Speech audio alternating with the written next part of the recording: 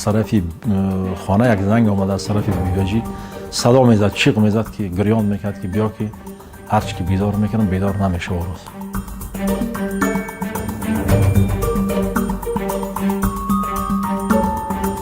بررسی وشول هر څه روښانه شول، هیڅ قسمه داسې شواهد نه دي موجود چې خدای مکړه دغه پېښه د یو قتل وښیي.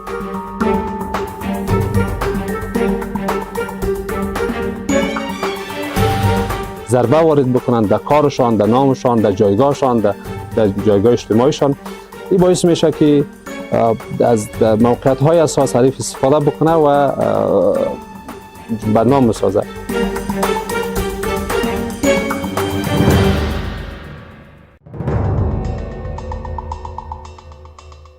خانه‌ای که در آن خوشی یک زندگی نو، کوتاه مدت و زود گذر شد.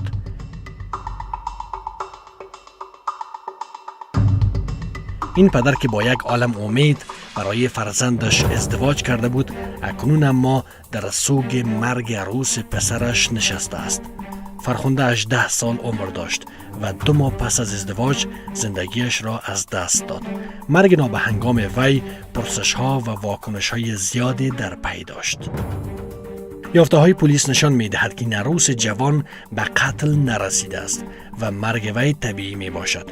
منابع امنیتی همچنان وجود خشونت‌های خانوادگی و نارضایتی‌ها در فامیل را رد می‌کند. پلیس پس از مرگ فرخنده با تشکیل یک هیئت تمامی جوانب قضیه را به گونه جدی و دقیق پیگیری کرده است.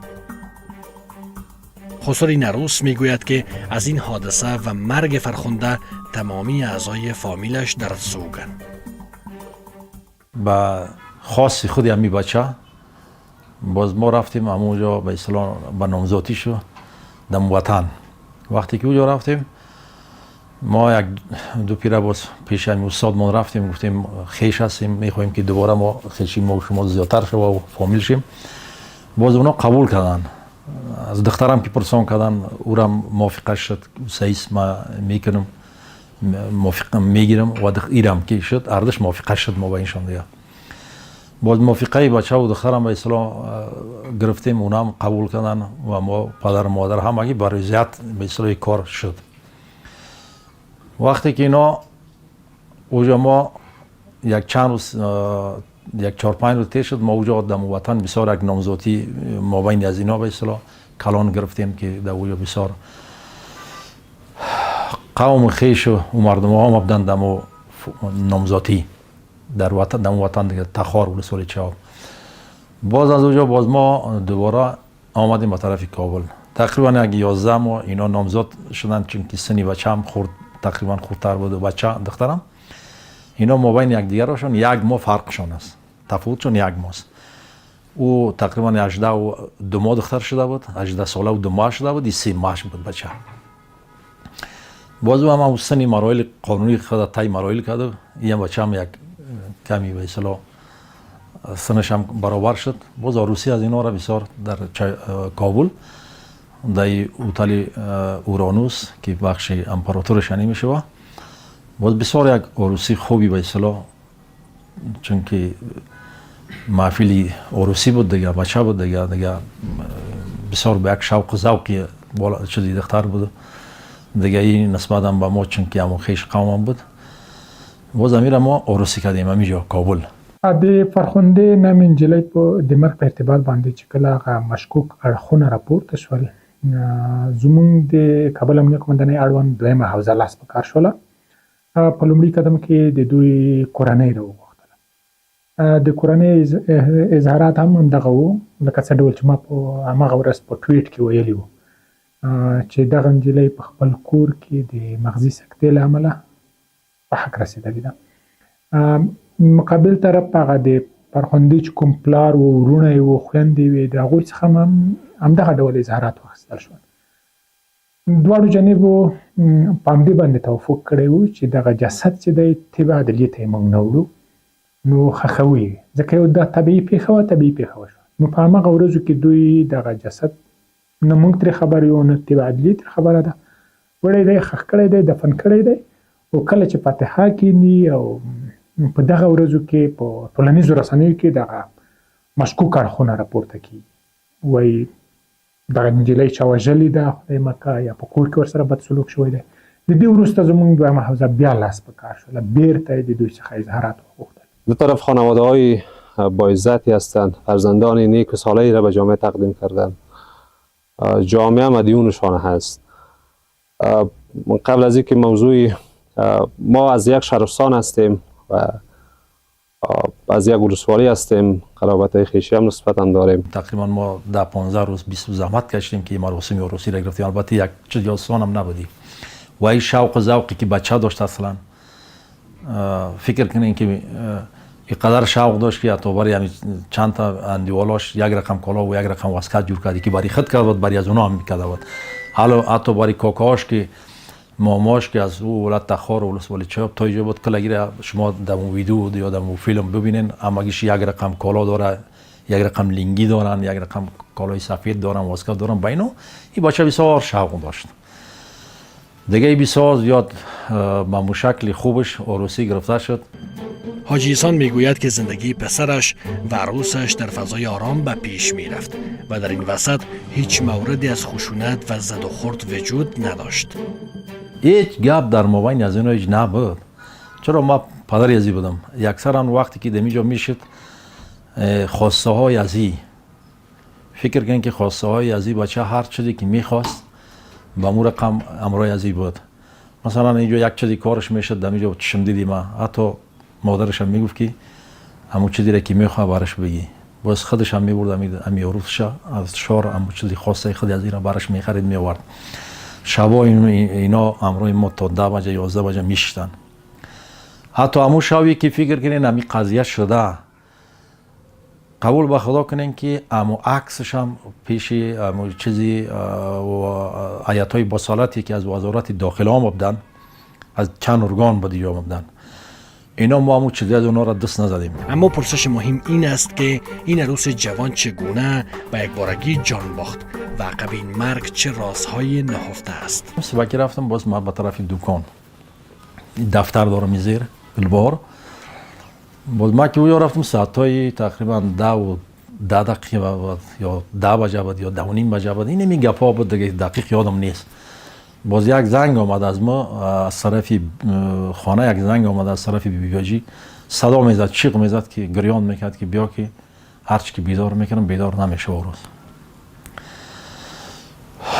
خود دیگه ما هم دیگه اون لحظه دیگه خداوند این روز با سر هیچ کس نیاره. باز ما بسیار میدویدم به طرف عزیز، کامرا نشان میداد دیگه. البته کلی چیزا را آیت‌های وصالتی از طرف امارات بود که جامعه بودن میدیدن، در کامرا چک کردن، کلی کامرا ویدیو را گرفتن بردن باختشان میدیدن. در گلبهار خوب مکمل هر نقطهش کامرا داره، شما میبینین. خودتون آمدین تقریبا 2 ساعت شما را اجازه نداد که به بالا بیاین، در مجلس ایستادین تا زمانی که امرش گرفتین. فعلا به این شکل هم این گلبهار بسیار زیاد مشکل از اینجا دیگه، هر جایش کامرا داره. باز اینا وقتی که میدویدم به طرف خانه آمدم، هر چی که ما دیدم در خانه وقتی که در آمدم هر چی بیدارش کردم بیدار نمیشد. خود دیدم که گپ خلاص از دیگه، چون که تجربه کاری داشتم. ما البته سینما به 52 سالگی رفت، از همین 12 سالگی بودم. دوران جهاد و گذشته که ما بودیم، خب ما خود تجارت گپا داشتیم، ما نکردیم. بیادرای ما بود، بیادرام شهید شد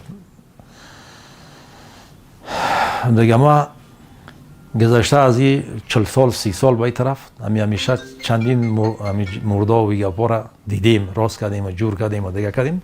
میدونستم اگر تیپم که نخوندیم مالی تجربه شد داشتم، ولی دیدم که گپی از این ختم از گیره. باز زود تلفن کردم به بیاداری از این. ساعت 1:30 بجه بود که من خبر شدم از حادثه و همون لحظه در داخل دفتر بودم، در یکی از ادارات کار میکردم. من مستقیم آمدم به طرف خانه حاجی صاحب و اینجا آمدیم همراه حاجی صاحب. دیدیم که قوم ها و مردم آمده رایست به خاطر دعا کردن و پس رفته رایستن و چون پدرشان در اینجا نبود، باز با پدرش تماس گرفته بودن. پدرشان در شهرستان بود، در خود ولسوالی چوب بودن و اونایی که از اونجا تا اینجا آمدن یک مسیر طولانی است، البته تقریبا 13-14 ساعت مسیر است و اونا آمدن شب ساعتهای 2 بجه الی 3 بجه آمدن. به صبح وقتی که اینجا حضور پیدا کردن، تا وقت اعلان جنازه نشده بود اینا منتظر ایستادن که پدر دختر بیاید کابل. وقتی پدرشان آمدن صبح ساعت 7 بجه روز، بعد تصمیم گرفته شد که اعلان جنازه، تایم جنازه تعیین شود. ساعت 1 بجه تایم جنازه شد، تعیین شد، اعلان شد و ساعت 1 بجه در مسجد سرور کائنات جمع کثیری از هموطنان ما حضور پیدا کرده بودند و جنازه با حضورداشت مردم مراسمش خلاص شد. رفتن به طرف تدفین دفن میت. ما قوما رفتن اون طرف به طرف قبرستان، در اونجا مردم حضور داشت. پدرشان و خود پدر مرحومی را با دستان خودشان گرفتن در قبر گذاشتن و این چیزی که ما شاهدی صحنه بودیم. شب گذاشت سریازی، باز صبح که پدرش آمد، مادرش آمد، همگی آمد. باز امروز امینا ما رفتیم شفاخانه خیرخواه، پس دوباره و ایتا آوردیم به پروژه تیمانی. ما گفتیم هر چیز اختیار شماست. یا گفتن که ما و شما فامیل هستیم، قوم هستیم، مسخر هستیم.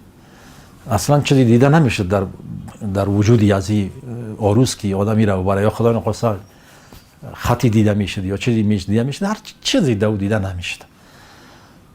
دیگه اینا خودشان تقاضا زیر کردن که رضای الله بوده، روز شموقه بوده. دیگه ما مشکلی دیگه نداریم.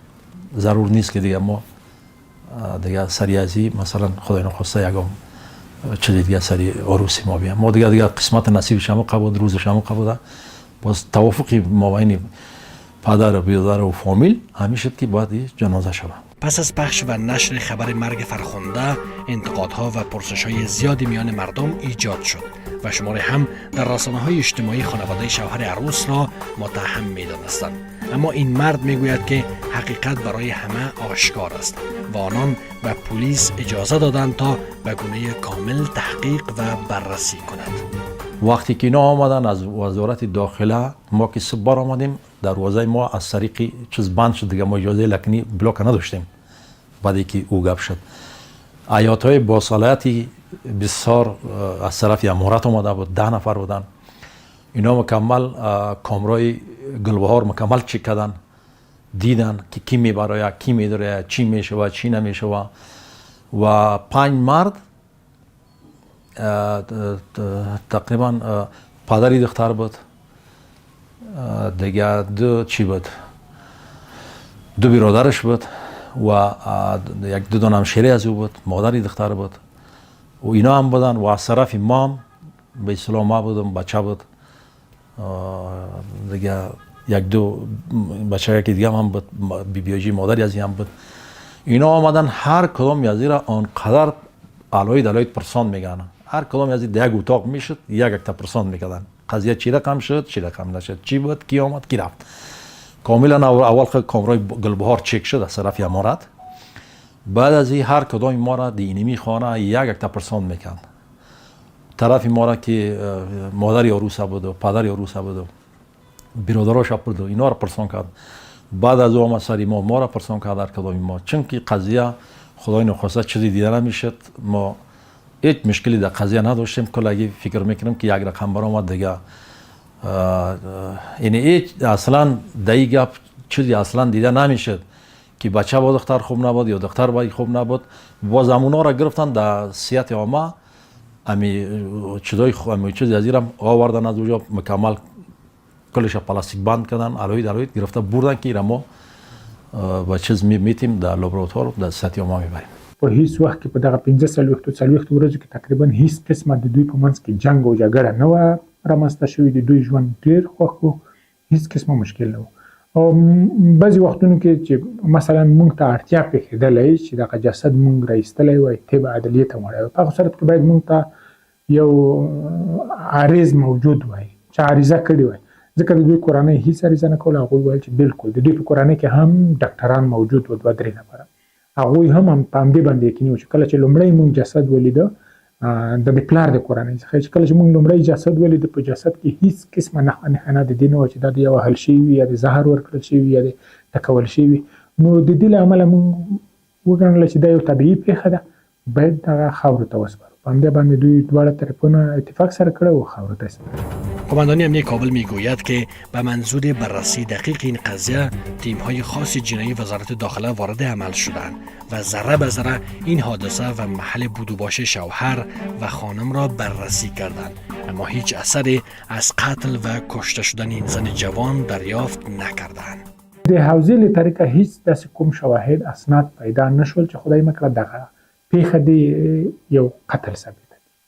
نو د دې وروسته بیا د داخله وزارت د مشرتابه له لوري د شفاهي هدایت په اساس باندې یو هیئت وټاکل شو دغه پیښې ته، چې هغوی تقریبا 15 ورځې په بررسي کې تېرې کړې. د دوی کور ټول وپلټل شو، دوی هر یو بیل بیل وغږېدلو، حتی هغه اتاق کې چې کوم خوراکي توکي په هماغه شپه باندې کارول شوي وو، خوړل شوي وو، هغه موږ طب عدلیې ته یوړل، ټیسټ موږ کړل. نو هغه کیمرې چې کومې په تعمیر کې لګېدلې وي، هغلته په ټاور کې لګېدلې وي، هغه ټولې کیمرې ویډیوګانې موږ راواخیستلې، سره هم کتلې د دوی د اظهاراتو سره چې د دوی رفت اقدامات یا تلل او راتلل څه ډول دي، طبیعي دي نه دي طبیعي، په کوم شکل. خامخا په همدغه بررسۍ کې یو نیم مشکوک اړخ راڅرګندېږي. خو موږ په سیمه کې هغه وکیل ګزاران وغږول، هغلته نږدې ګاونډیان مو وغږول، د دوی د کورنۍ د بېلابېلو غړو څخه مو تحقیقات بېلابېل وکړل. نو په ټولو تحقیقاتو کې هیڅ داسې کوم شواهد نشو پیدا چې خدای مکړه دغه پیښه د یو قتل وکړي شوی وي یا د قتل ثابته کړي. نو د دې وروسته د بررسۍ د ټیم دغه نتایج و چې دغه پیښه یو طبیعي پیښه و چې دلته اینجا مراسم فاتح خوانی برای عروس این خانواده برگزار شده است. نزدیکان این خانواده نیز میگویند که آنان هیچ مورد از خشونت در خانواده حاجی احسان را ندیدند. هیچ مشکلی وجود نداشت. ما در مراسم عروسیشون اشتراک کرده بودم. همون شب جمع کثیری از هموطنان ما اونجا حضور پیدا کرده بودند. با حضور داشت مردم، شاهدها، بسیار محفل با خشوع و خضوع صورت گرفته بود. مردم آمده بودند، وکیلاشان بودند، دو طرف محفل خلاص شد. نه در گذشته ها کدام مشکل بین دو خانه وجود داشت و نه در بعد از اینکه اینا خیش شدن. پلیس از مردم می‌خواهد که تا زمان روشن شدن ماهیت و سرنوشت رویدادهای جنایی از ابراز نظر در جهت گمراه کردن افکار عامه خودداری کنند و همچنان به حریم خصوصی خانواده‌ها احترام بگذارند. د افغاني ټولنه د هر څوک عزت لري، ابرو لري، باید یو بل کورني ناموس ته هم احترام وکړو، کورني عزت یې هم باید په پام کې ونیسو. نه دا چې یو چا څه ولیکله هماغه پسې شیر کوي، لیکي، دوی هم راپورته کوي، هغه غواره جوړوي. دوی باید هغه د مسؤلو کسانو یا د مسؤلو کسانو ادرسونه وګوري، ویې څاري. په هماغه ورځ باندې ما خپل ټویټ کړی، ورته لیکلي مو وي چې د دوی د کورنۍ په وینا باندې چې دغه مغزي سکته ده. خو وروسته پولیس بررسي کوي، بررسۍ کې بیا معلومه شي دغه د بررسي وشوله، هر څه روښانه شول، هیڅ قسمه داسې شواهد نه دي موجود چې خدای مکړه دغه پیښه د یو قتل وښیي. که بیا هم څوک اشتباه لري یا مشکوک وي، را شي زموږ حوزې ته، زموږ په حوزه کې د عریضه وکړي، مستند هر څه د پیش کړي چې دغه دلیل په اساس باندې دغه پیښه چې ده دغه قتل دی، دغه جینۍ وژلې ده، موږ بیا پلټنه د سر نه کوو. خو زموږ د بررسۍ ټیم چې په دې کې مختلفو ارګانونو څخه ورته ټاکل شوی 15 کسیز هیئت و، د دغه ټوله 15 ورځنۍ بررسي په همدې باندې پای ته ورسېدله چې دغه پیښه یو طبیعي پیښه وه، همدا جینۍ دغه په خپل مرګ باندې مړه شوه. چیزایی که در صفحات دیده میشد، اینا کسایی که اصلا از افغانستان از کسایی که با ما شناسایی داره، اونا میخندیدن. بعضی وقت اوقاتی میشد میگریستن بگه، میخندیدن که چی رقم گپ است، این مردم چی میگه، این چی روان است. و اونا میفهمیدن کسایی که اصلا در افغانستان یا در خارج با ما و با فامیلی ما شناسایی دارن. سطح آگاهی مردم افغانستان متاسفانه به یک اندازه است که ما شما زود به شایعات باور میکنیم. طبعا انسان ها حریف خودم می داشته باشند، مخالفین خودم می داشته باشند. یک کسی که دست به کارهای خیریه هم میگیره، کسی در کارهای فرنگی هم میگیره، کسی که دستشون یک کمی یک سرگردن از دیگرها بالا است. با وجود از اینکه موافقین خودم می داشته باشند، مخالفین خودم دارن و این باعث میشه که شما مخالفینتون در شرایط اساس اگر حقیقت چیزی دیگری هست ولی به خاطر منافع شخصیشون، به خاطر حریف بخواین ضربه وارد بکنن در کارشان، در نامشان، در جایگاهشان، در جایگاه اجتماعیشان، این باعث میشه که از موقعیت های اساس حریف استفاده بکنه و بدنام بسازه. با این حال پلیس از مردم می‌خواهد تا در صورت بروز هر گونه مشکل در خانواده که زمین اساس جرایم باشد بلافاصله به پلیس مراجعه کنند تا نیروهای امنیتی جلو قتل و فاجعه را بگیرند. د خلکو د ضرورت لپاره د پولیسو یو عاجله شمېره فعاله کړې ده. د پولیسو سل شمېره ده. کله هم چې په کور کې جنګ جګړه کېږي یا څوک راځي چاته مزاحمت کوي، دوی کولی شي عاجل دغه شمېرې ته وړیا زنګ ووایي. د دوی هویت هم خوندي وي یا مشکوکه کړنه چېرته ویني تر سترګو کېږي، نو دغه شمېرې ته د زنګ ووایي، د دوی هویت به ټول خوندي وي. زموږ پولیس همغه سیمې ته ځانونه رسوي. او د همدغه ډول د خلکو څخه مو دا غوښتنه هم ده چې کله هم په کور کې جنګ جګړه کېږي، پوهېږي دا کیسه غټېږي، دوی د عاجل موږ په جریان کې کوي. د دوی پر مخ باندې زموږ د پولیسي حوزې دروازه هم خلاصې دي، د کابل امنیه قومندانۍ د رهبرۍ دروازې هم خلاصې دي. دوی ته هم په سیمه کې هغه د حوزو د مسؤلینو شمېرې هم تقسیم کړي دي او په ټوله کې په مجموع کې مو سل شمېره ورته جوړه کړې ده چې هغې له طریقه دوی عاجل زموږ سره خپلې غوښتنې شریکولی شي. در شهر کابل مهار یکبارگی جرایم کار ساده‌ای نیست و این به مبارزه دوامدار پلیس و همکاری مردم نیازمند است.